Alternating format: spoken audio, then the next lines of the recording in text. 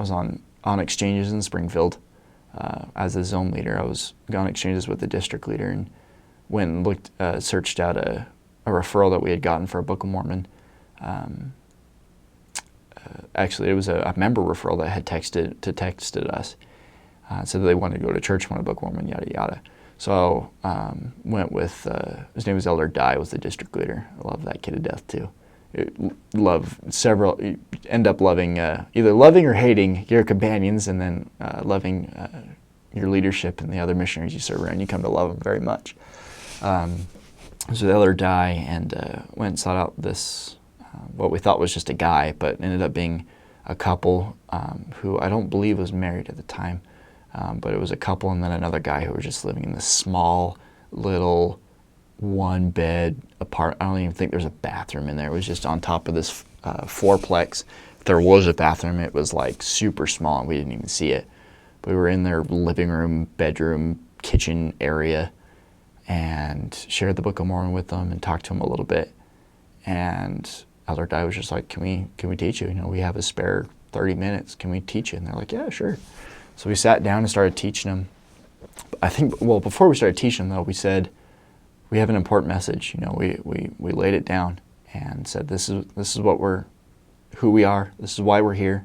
This is what we're going to share with you. We laid it down. As President Shumway would say, you tell them what you're going to tell them, and then you tell them, and then you tell them what you told them. So you do a kind of a preview. Tell them you tell them what you're going to tell them. You have a preview. Then you tell them. You have your lesson with the Spirit, and then you tell them what you told them. You review it so they understand it. Extend your invitations, all that other good stuff. So we told them what we were going to tell them, and then we told them and had our lesson, which went fabulous. Got all the way up to the first vision, and I ended up having the privilege of reciting it. That was I think my favorite thing to teach, other than teaching about eternal families in the plan of salvation. I think the restoration, reciting the words that Joseph Smith has in his history of the first vision of seeing God and Jesus Christ in that vision, being able to recite that is powerful. If you don't have that memorized, get it memorized and be able to teach it from memory, because being able to, doing it from the scriptures is still powerful. Given a certain moment, it can still be powerful. Having an investigator read it from the scriptures is powerful. But being able to look into your investigator's eyes and have it memorized and teach it by the Spirit is powerful. And that's what I had the fortunate opportunity of doing so in that situation, and was able to look them all in the eye, all three of them in the eye, and even looked at Elder Dye, and he smiled at me at the end of it. I memorized that and taught that to him. Spirit was very strong. We finished the lesson, invited him to come to church, coming to find out that all three of them were YSAs, young single adults, in which Elder Dye and his companion were over. So that he actually, instead of that, extended the invitation. We gave him the Book of Mormon. Come to find out they were starting to be active and ended up being transferred out of that area. But it was fun to know that had happened. It was, the Spirit was so strong. And I knew that the Lord had prepared him, and that we're continuing to prepare him and teach him the gospel. And it was fun. So that was probably my second favorite lesson. My favorite lesson I think I remember teaching was in my last of two areas. I had two areas in Springfield, the Hickory Hills and Hillcrest wards. We were teaching the Hickory Hills area. We were teaching, I can't remember his name now. Teaching a brother and his wife and his daughter. Had already taught the brother, big black brother, very, very kind, very humble. Can be loud at times, obviously, as people can, but very humble and modest. His wife was as well. Ended up teaching him the new member lesson. Oh, Giles, Brother Giles, that's what's his name, Brother Giles. Taught him the recent convert lessons. Shortly after he was baptized, we finished those up for him. After we were finished teaching him those lessons, though, we told him the last lesson that we had for him. We told him it was the last lesson, and of course he was scared spitless. He was like, you guys are going to come over still though, right?" And we're like, "Oh yeah, we'll still come over. Like, we know you need it." Like, we knew he didn't have a strong grasp of the gospel, and so we knew he needed to be taught more. So we said, "Well, we can keep coming over, but we have I guess a deal to make with you." And he goes, "What's that?" And he goes, "We know your daughter isn't a member," which their daughter is. Her name was Sydney. She was kind of a low-functioning 21-year-old, about the same age as my companion and I, and she was probably about maybe 4 or 5, 6 years old, trapped in a 21-year-old body. So one of a special daughter of God, a special sister. But she was high functioning enough to somewhat carry on a conversation. Not totally intelligent, obviously, but was still high functioning enough to be able to do some things by her own. So we asked his permission if we could teach her, and so asked his wife, Sister Giles, and Sister Giles warned us. She goes, "It's hard for us to teach her something. She has to do some things by herself to learn stuff." And what was really fun was the Spirit was still there from our lesson. Even though we had said a closing prayer, the Spirit was still there. I looked at my companion, he looked at me, we looked at them, and said, "If you let us teach her, she will get it. We know she will. We will find what she needs to understand the gospel." She teared up a little bit, which was kind of nice, but she teared up a little bit and said, "Okay, that's fine." So we came over the next week and had the restoration ready. What was nice is we were like, there's no way we're going to be able to just sit there and just teach her like normal. There's got to be a simpler, easier, quicker way we can teach the gospel and teach the restoration to her. How can we do it? So basically from the time we got out that week till that next week that we were ready, we were like, how can we teach her the restoration quickly, simply, and efficiently? And it took us all the way till, because I think it was about a Thursday. No, it was a Wednesday. It was a Wednesday that we taught. We taught them on Wednesdays in the afternoon. And it wasn't until Monday on our preparation day, as we were emailing our families. I was just messing around on LDS.org, just looking at some of the Mormon videos and other things that were on there. It's kind of the highlight entertainment part of your life sometimes. If you have access to a computer, you get to look at LDS.org and some of the fun articles that are on there. But I found a restoration video that was about 2.5 minutes long that perfectly covered the Book of Mormon, the restoration, and everything else. And it summarized, it basically took Preach My Gospel's lesson and put it in video form in 2.5 minutes. It was perfect. So I watched it, I shared it with my companion, and he's like, "That's perfect, that's what we're going to share." And I was like, "Well, we need something to share on, though." And so we didn't have any iPads, we didn't have anything, which our iPad was, our mission was clear to have iPads, but we didn't have them at the time. So I knew our ward mission leader had an iPad, but I was like, we should ask for permission for this. So I called the assistants and let him know the situation and asked him if we could use the member's iPad if we got permission from him. And he goes, "If it's just for that lesson, that's fine. Then return it to your ward mission leader and you'll be done." And I said, "That's fine. That's all we need it for." So when I asked the ward mission leader, he said, "Yes, go for it."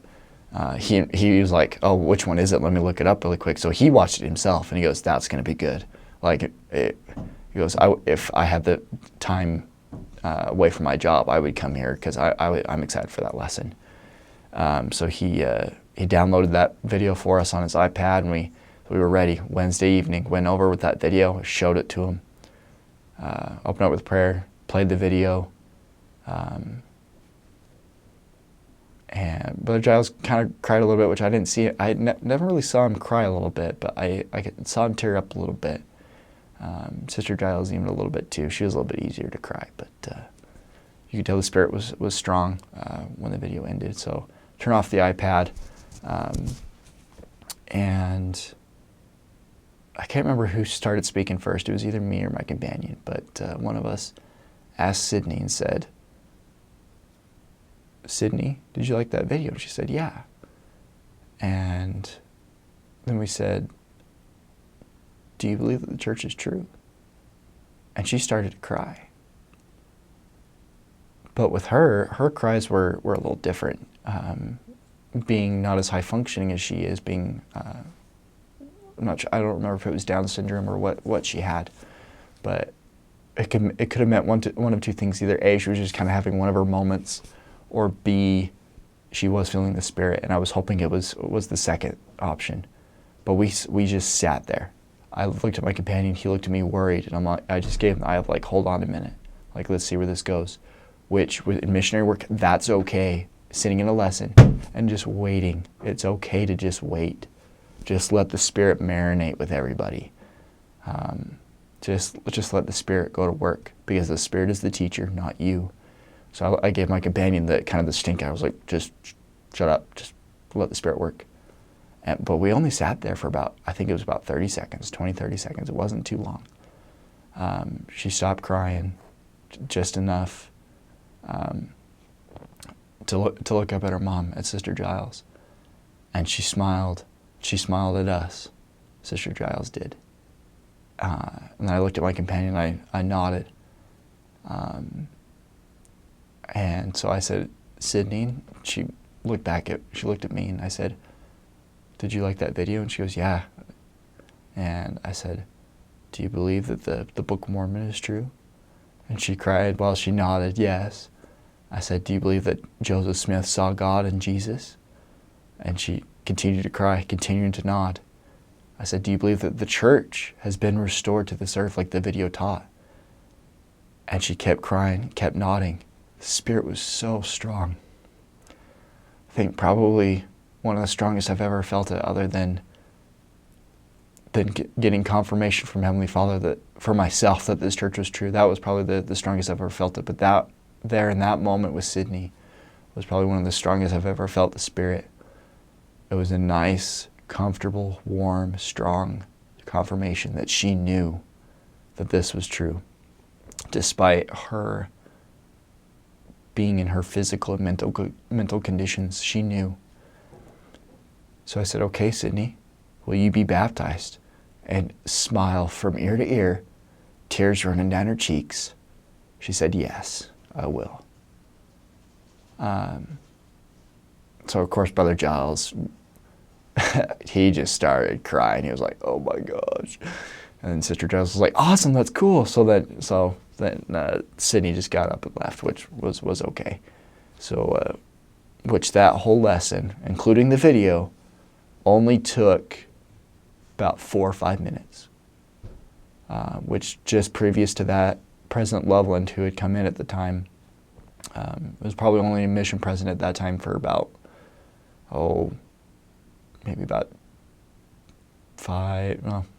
8 months, not even a year yet. He was starting to teach us and saying we need short, sweet, powerful lessons. If you go longer than an hour, you need to get out of there. If you can do less than an hour, that'd be good. Like, you need to stay within no more than 30 minutes even. If you can do 10 to 15, that's perfect. 5, perfect. 2 minutes, perfect. So that was kind of our goal with Sydney, which worked out great. We were only in there 5 minutes, doing the lesson, said a quick prayer, and then we even talked about kind of some of our baptism arrangements and said, okay, when do we want to have her baptized? And they were like, how quick can you get her taught? And we said, well, we can come in a couple times. We can come in more often. We can come in a couple times a week, and teach for 5 to 10 minutes. And they said that'd be fine. That'd be good. We'd have time for that. So we changed our schedule, and I think we went in on Thursday, and it was either Monday and Wednesday or Wednesday and Friday. I can't remember, but went in a couple times a week. Did 10 to 15 minutes. And just taught her lessons, just got them knocked out quick. And finally got a date set for, I think it was a week or two after we got the lessons done. Had a really good turnout for that baptism. But it was so amazing to me how quick but how powerful the Spirit can work, and how the work can get done if done right. That if you're worthy, if your companion's worthy, if those you're teaching are ready, and it's the Lord's will, and you have the right, if everything is set right, it doesn't take you long to be able to bring the Spirit in and to teach and to invite and to bring our brothers and sisters back. It doesn't take long. It shouldn't take long. That's why the Lord's work is hastening. It's because it doesn't take long.